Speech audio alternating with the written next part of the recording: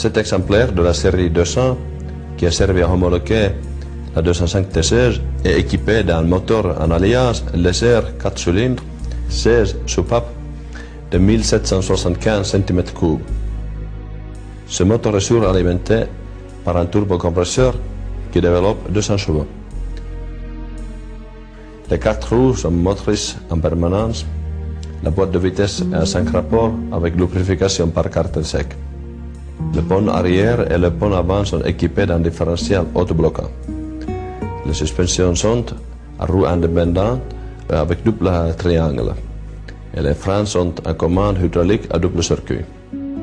Le poids à vide est de 1145 kg et la vitesse maximale de 210 km/h ou un peu plus.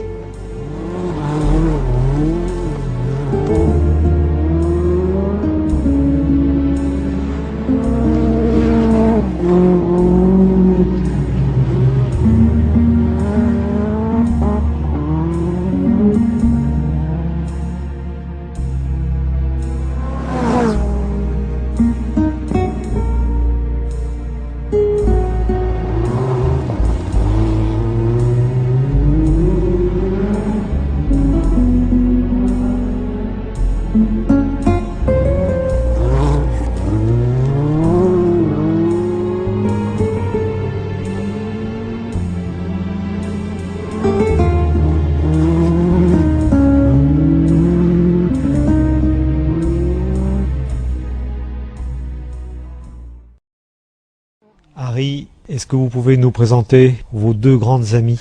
Oui, ils sont vraiment les deux grands amis.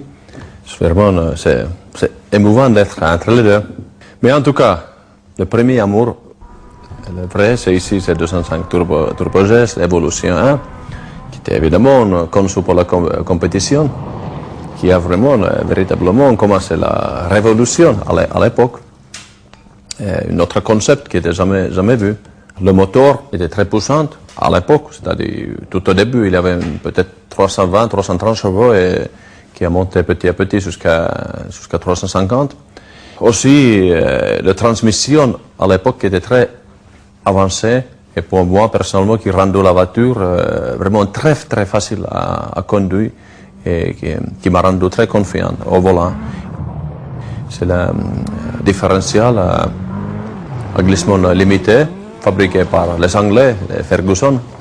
Il avait une répartition entre le train avant et arrière, à peu près un tiers train avant et 2 tiers train arrière.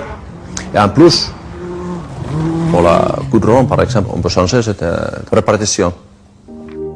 La voiture a pesé dans la version de asphalte à peu près 950 kg et pour la terre près de 1000 kg. Si on évalue la voiture dans l'ensemble, c'était vraiment un concept formidable.